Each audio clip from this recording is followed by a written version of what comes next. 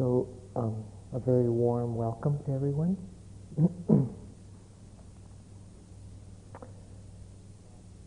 My name is Rodney, and this is Arinna.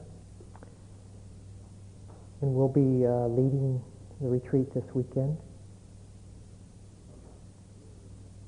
And really appreciate people spending a long holiday where they could be doing anything they wanted to do. And you all have decided to come and continue a very difficult journey.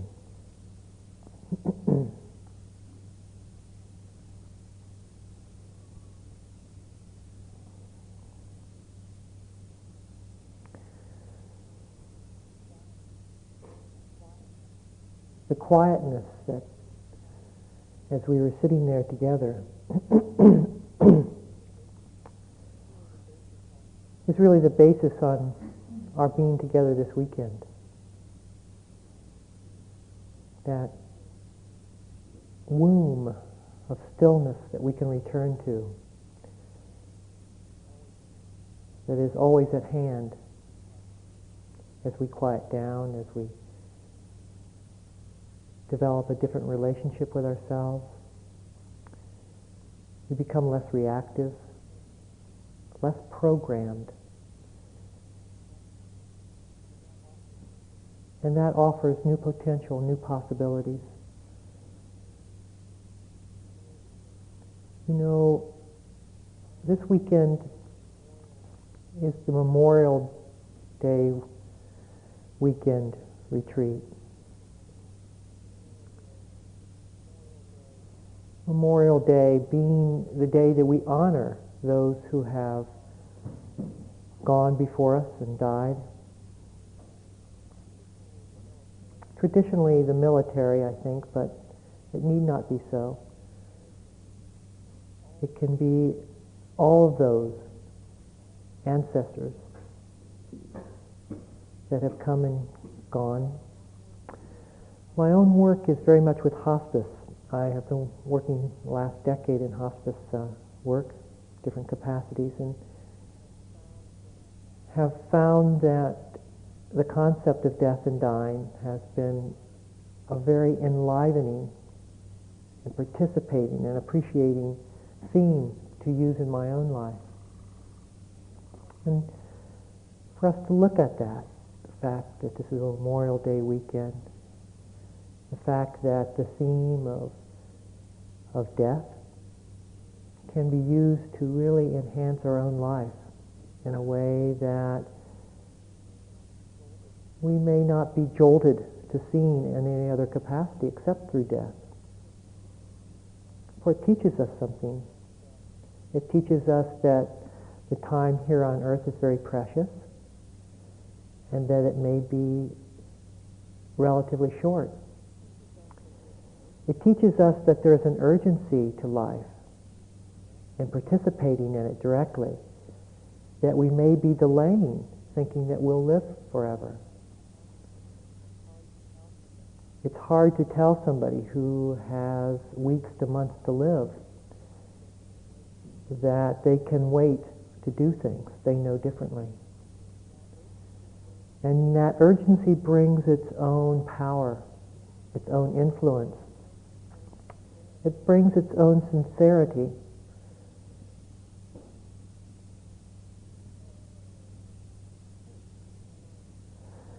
And I hope that this weekend we can bring that kind of gentle urgency to bear upon our life. We don't know how many more opportunities there will be to come together and sit in quietude. And each moment of our life is very precious. How to use that preciousness? What is the best way to live, knowing that we're going to die, without panic or fear? What does death teach us about how to live?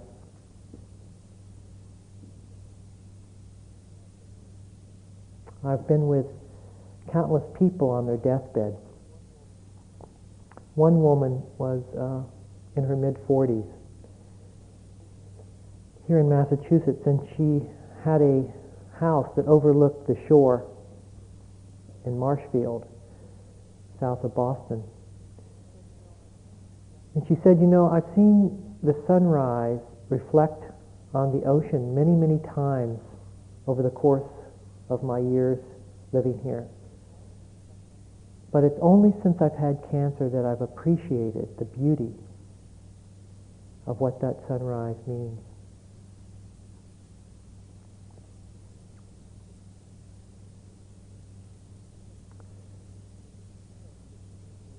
To live with appreciation, to live with a full and rich heart, that's very much the theme of this weekend.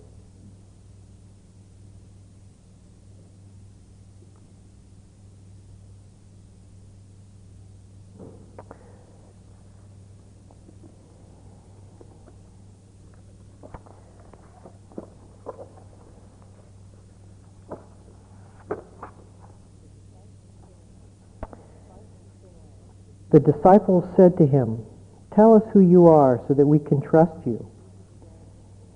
Jesus said, "You search for me through heaven and earth, but you don't know the one who is right before your eyes, because you don't know how to search into this very moment."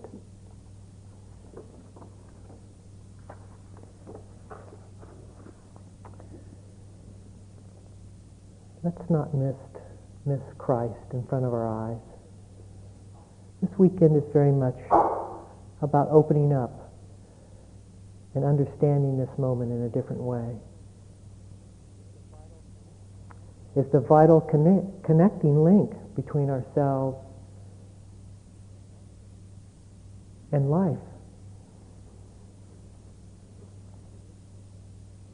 The richness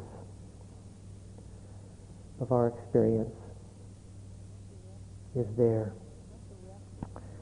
And not to rest and take for granted what has been said to us. In the brochure we wrote this weekend up to be one of investigating and looking and inquiring. It requires a mind that doesn't settle for old explanations about things, but is willing to go into and look deeply, to discover who we are, what our problems are, and face them. To go head on, right through our emotional difficulties, our pain.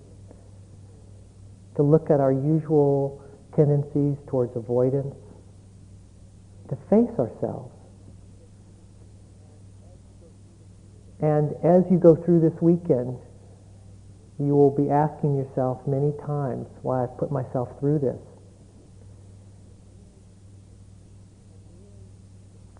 And really, the screams inside, wanting to turn away, is because we don't want to look at ourselves. It's a way to avoid ourselves. It's a way to turn away, to stop having to face who we are. And yet, what we're left with is just this. It's interesting sometimes people come into spiritual practice thinking that there'll be some sort of transformation which will take them away from who they are and make them some saintly being. And it doesn't happen. That's not the process of real inner transformation. It comes through facing ourselves and opening to who we already are and perceiving that in a different way. And then there is true transformation. The other is not liking ourselves and wanting to be different. The other is opening to who we already are and allowing that space so that we can be much greater than our self-definitions.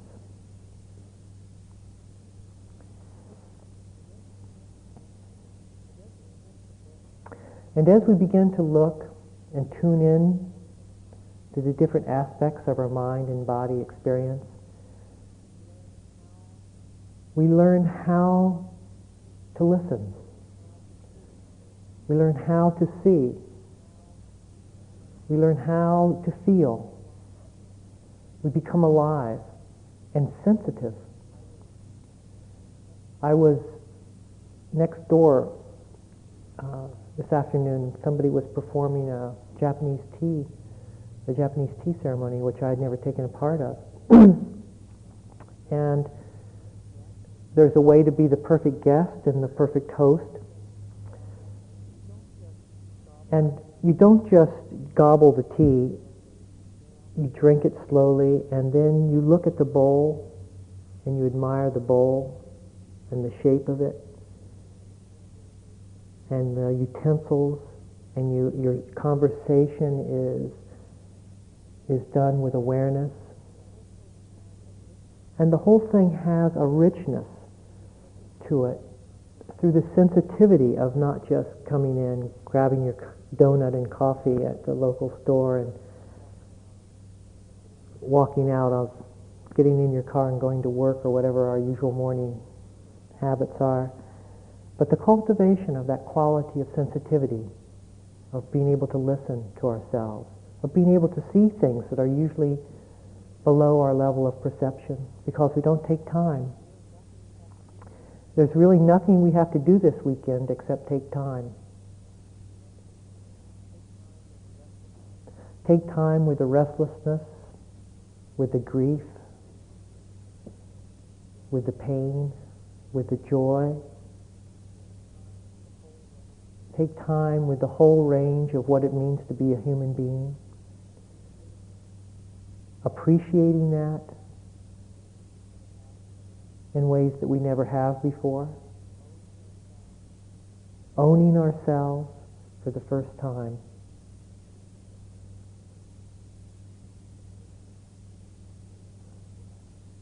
That's what the weekend is about. And we'll have time to share together in groups. And we'll have time for questions and answers and talks.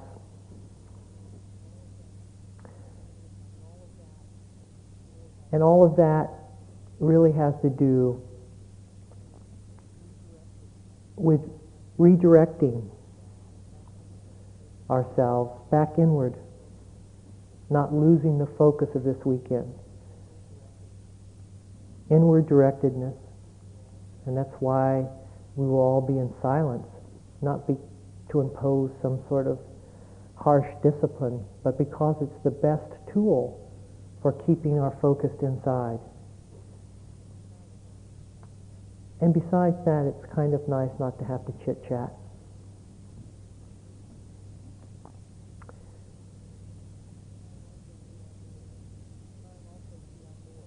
It's a time also to be outdoors and to listen to the sound of the bird, the touch of the wind on our cheek, to appreciate the changing colors as the morning turns into a day and back into night. To walk is a participation, to walk in participation with nature. To be in it, to be among it, to be it.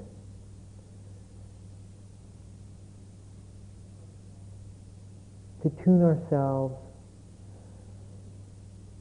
back home, back to who we are.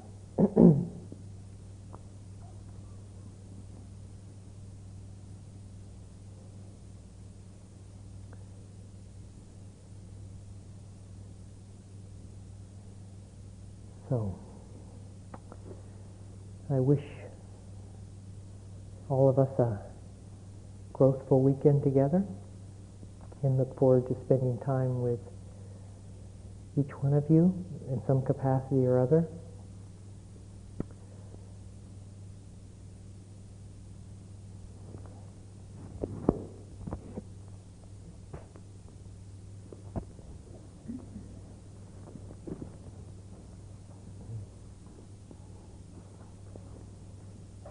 It is also a great honor for me as well to be here with you all. An honor because I feel this is a time which demands the best of us. Rodney mentioned this weekend being a weekend dedicated to those who've died during the wars.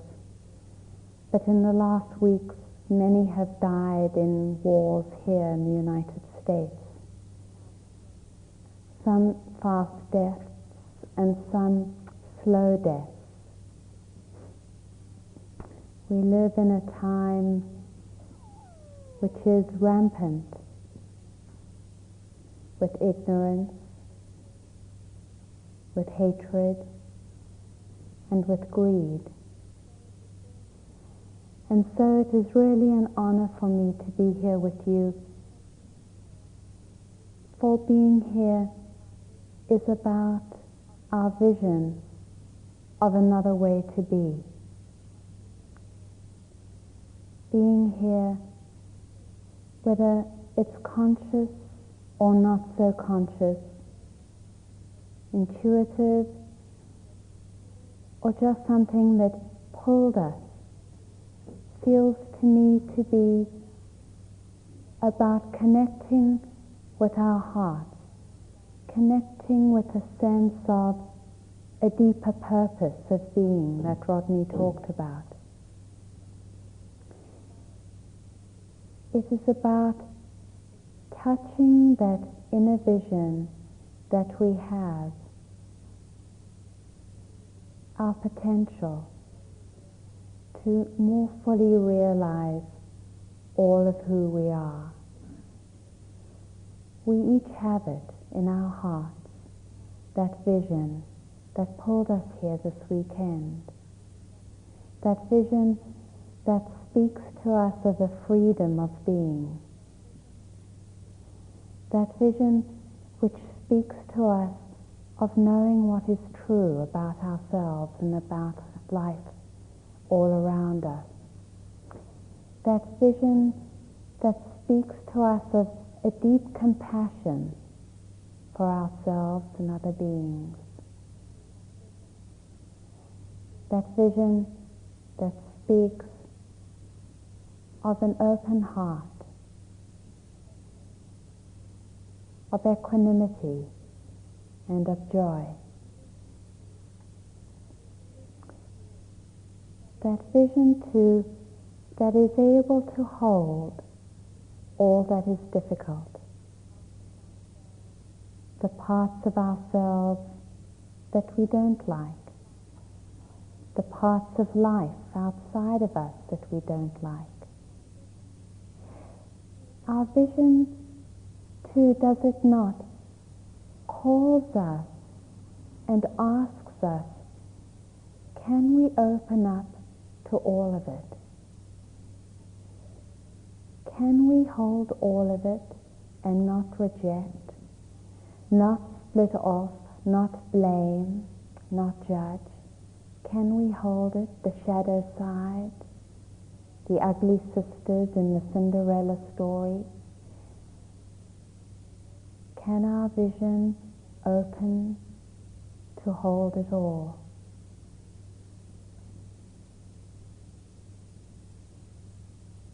Being here, it feels like to me, is the most sacred journey that we can ever take in our lives. For it is about realizing this vision. In the traditional Buddhist terminology, it is called taking refuge in the Buddha. It is deeply believing that we have a potential and that this potential can unfold, and that it can unfold in a lawful way.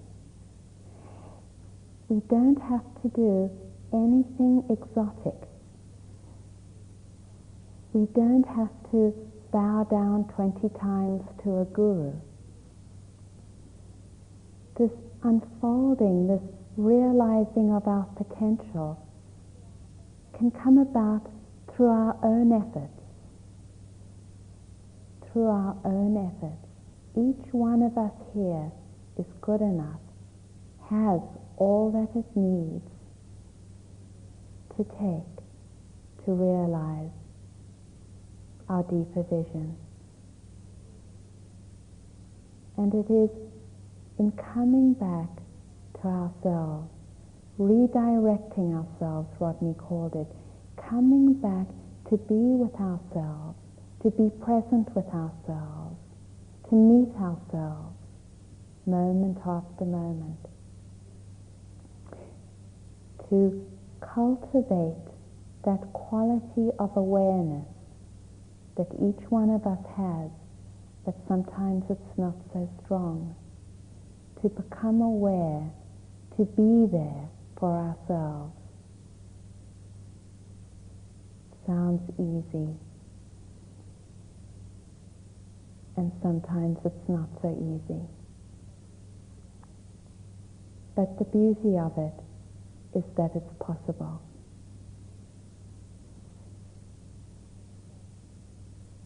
Taking refuge in the Dharma, in the truth which comes from being totally open and clearly present with ourselves moment to moment. We have the gift of a vision that we carry, and we have the gift of our own means of realization. We also have the gift here this weekend of being in a community, of being with each other. It would be very different if each of us was alone with this vision, but we're not. We have the gift of community, the support of each other, presence here, and also not just the support, but something that is so special. We have a community which is dedicated to non-harming. It is rare these days to come together with so many people and to be safe, to know deeply that there is a commitment to non-harming, that there is a commitment to the precepts which we will be invited to take, of not taking what is not given, that is, of not stealing, of not lying or using harsh language. In this context it is being silent, of refraining from sexual intimacy or connection while we're here, of not taking intoxicants or mind-altering substances. To be in a community that is committed to non-harming, that is committed to the support of this unfolding of our vision. To be in a community where we have spiritual friends who can give us guidance. These are very special gifts and a deep refuge we can take and go to.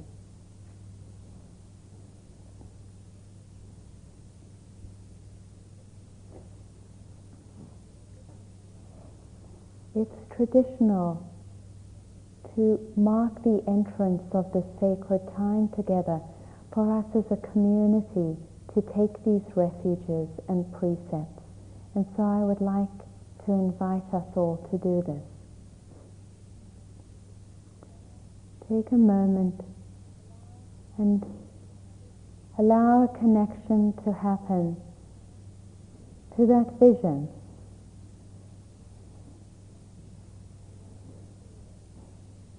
To that intuition of our possibility for reaching freedom. May we take refuge in this. May we be able to keep coming back to this as our safe space.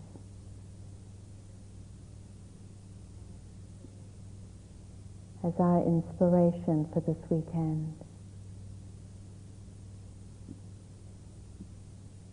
Taking refuge in the Buddha.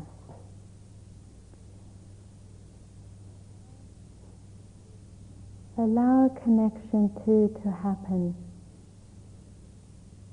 to taking refuge in the Dharma, to the process of becoming present, to meeting ourselves, to inquiring into the true nature of ourselves, to the unfolding of this truth, allowing that connection to happen and taking refuge in it. Safe and very deep and healing refuge.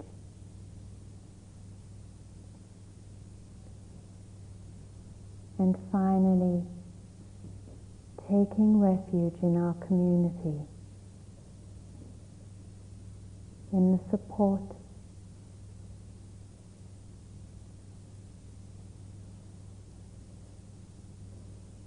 in the guidance, and in the safety, knowing this indeed is a safe place to take refuge.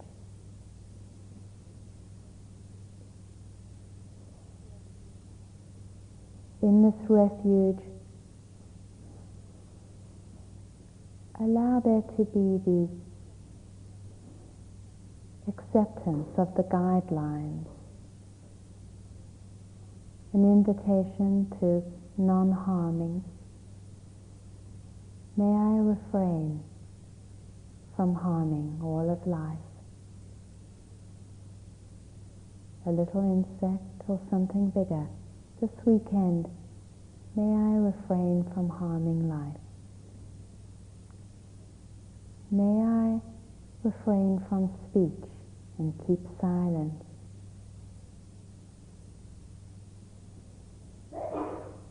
May I refrain from not taking what is not given. May I refrain from sexual misconduct. In this case, from all sexual connection. May I refrain from taking intoxicants or mind-altering substances.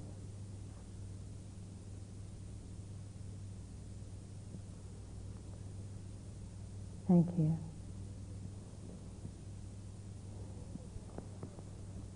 Included also in the precept of silence is not reading. See if you can refrain from reading if you happen to bring some books with you.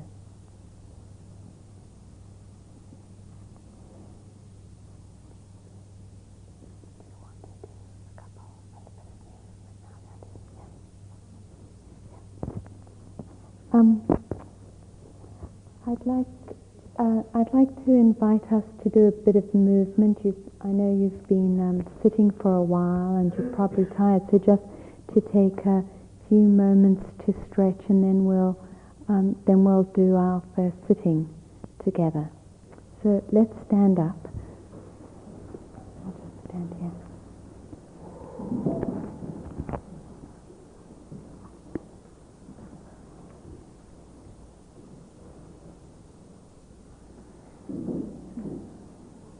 Feel your feet on the ground.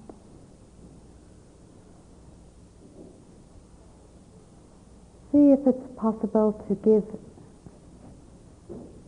give your weight over a little bit more into the support the ground is giving.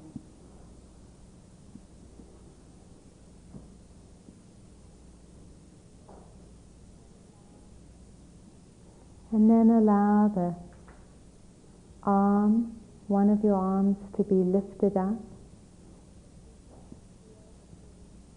See if you can feel the feelings that arise from the movement. Let it be stretched up and over.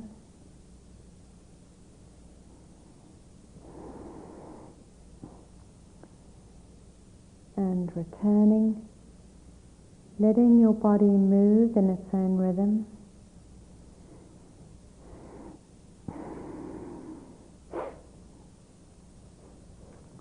And the other side, allowing yourself to be there for it, feeling that stretch over to the side.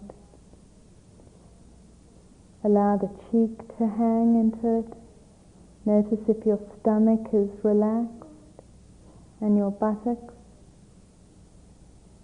and then returning.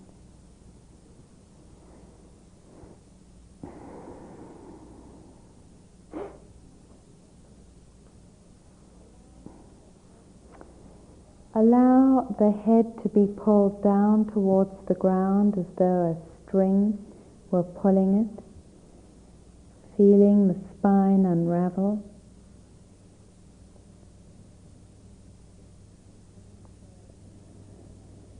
Coming to a free hanging.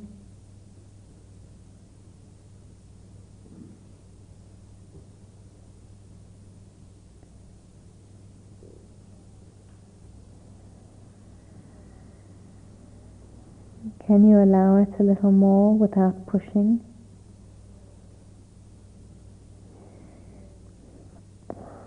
And slowly allowing for the return journey, feeling each of the vertebrae return.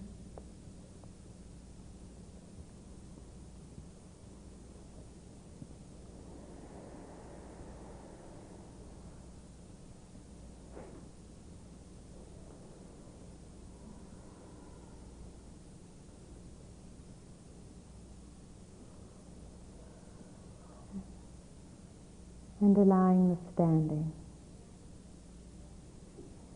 Allow the head to drop to one of the shoulders. Check to see if the stomach is contracted or not.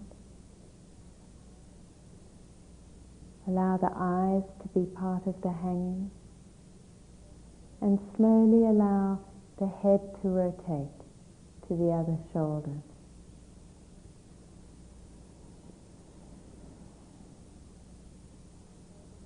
Letting it happen all the way to the front.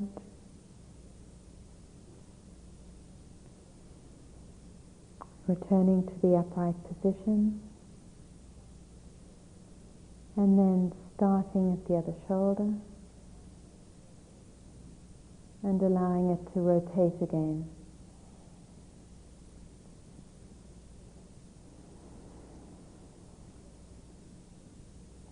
Are you there with it? See if you are. Those different feelings. And then returning. And just let yourself shake.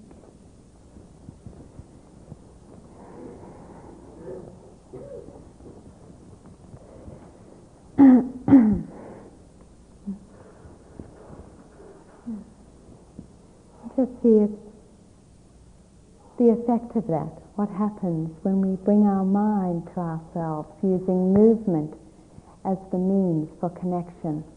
Just notice. Good, so thank you. So now we'll come to a sitting.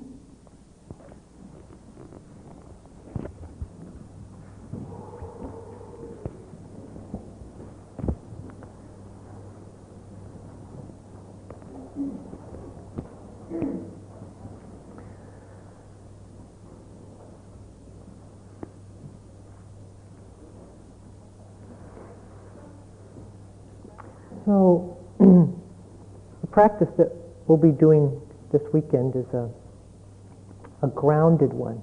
It teaches you how to shake hands, to say hello, to listen, to connect, to be with. It's of the earth. It's rooted in the earth. Both feet are on the ground. You know what you are and who you are. Your place is there. It comes from stability, from firmness, from the quality of the earth.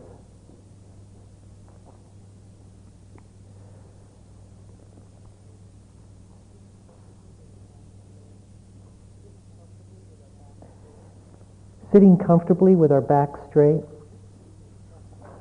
and to check to see if your back is straight, make sure that your chin and your navel are in a straight line. Your hands can be wherever they feel comfortable, and in such a position that allow your shoulders to be open so that you're facing life. The posture really mirrors our inward positioning. If we're slumped, then it's probably a mental slump as well. If we're straight, open, relaxed, then that is also echoed in the mind.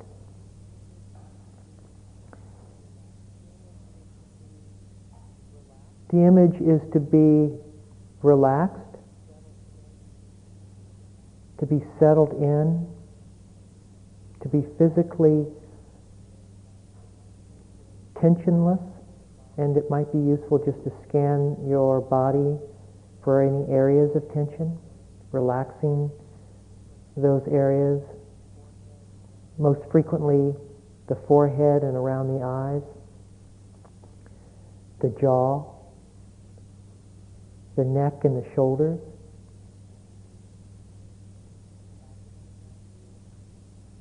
The abdomen. It should move involuntarily with each breath, rising on the in-breath and falling on the exhalation. The mind should be soft and relaxed, allowing the day's activities to recede in memory. Don't worry about the gas burner you left on.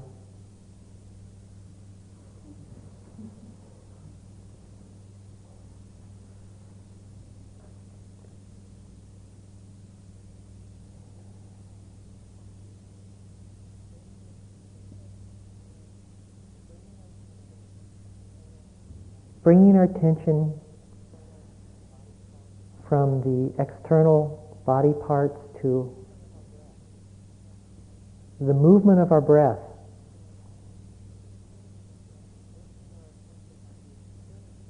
Placing our attention on the experience of breath.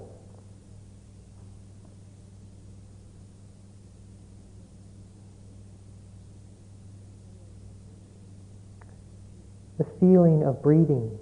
What is the experience of breath? How do we know that we breathe?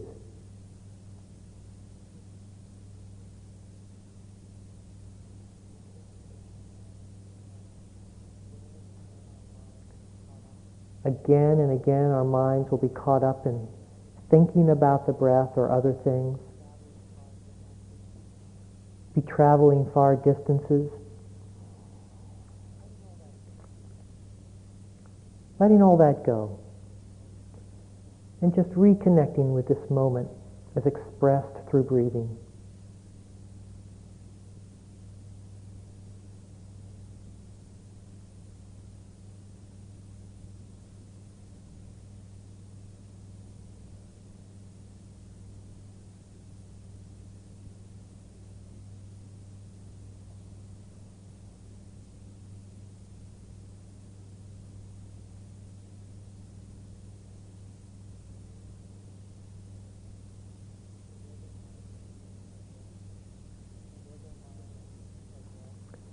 And as our mind leaves our breath to get lost in thinking,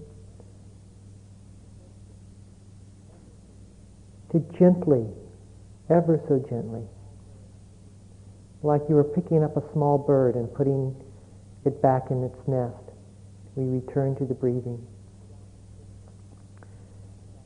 without ambition, without self-condemnation,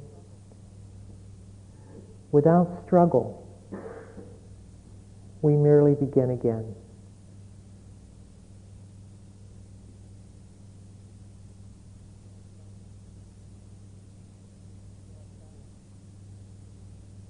Because that is an expression of life.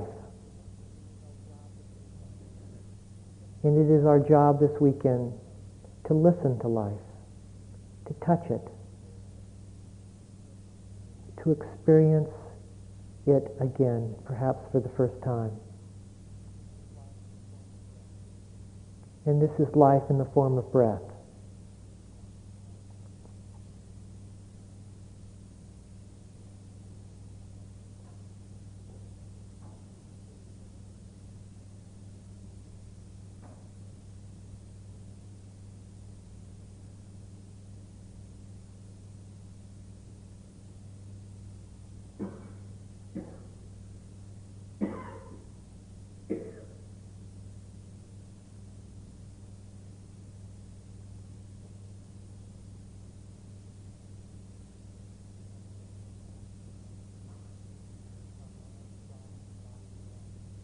Our mind soft, body relaxed.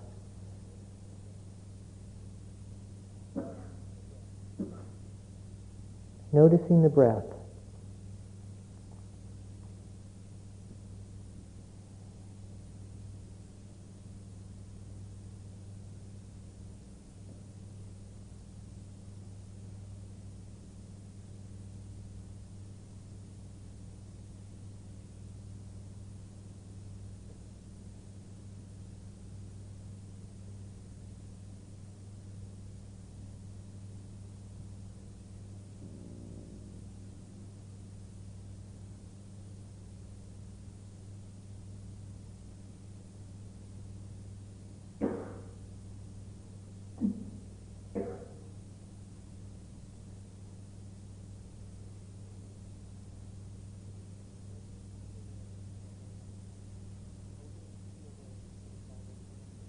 Opening to the awareness that is already present.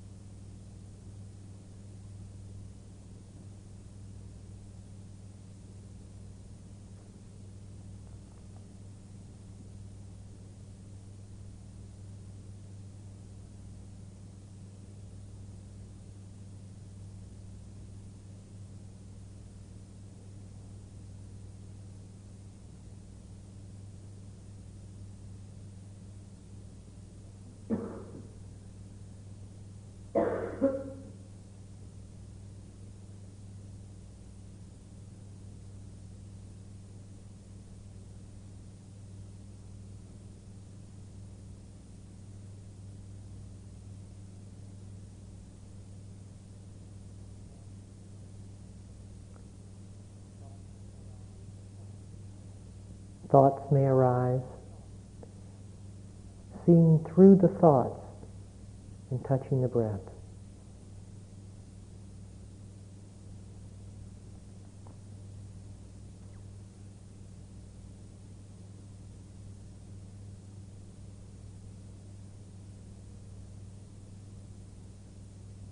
Sounds may arise. Allowing those to take the background.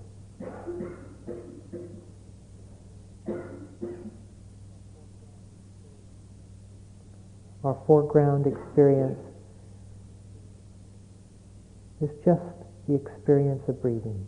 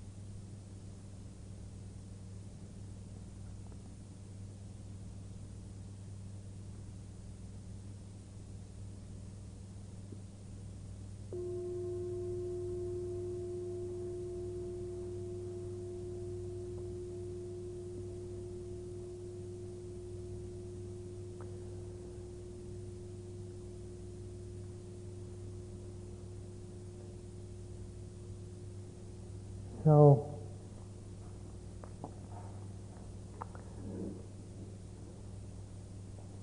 what we'll be doing is applying our attention throughout the day to our experience of what it means to be alive. When we sit for the first part of this retreat, we'll be focusing on the experience of breath, and we will open that up over the course of this weekend to include our emotions, our thoughts, our feelings, our body sensations, sounds. Every perception can be included under the umbrella of our attention. And when we're moving, we'll be aware of ourselves in movement, as you were when we stood up a few minutes ago, keeping the focus on the body as it moves through space, grounded in the physical. And we'll be talking more about walking meditation tomorrow. But to use this mind and body as the focus for a weekend-long meditation practice. It is the object that we're going to be studying and looking and seeing if we are who we think we are, if we've held ourselves in check somehow by our fear, by our emotional packaging. Maybe there's more to us than we think. This is a practice of endless possibilities and endless potentials.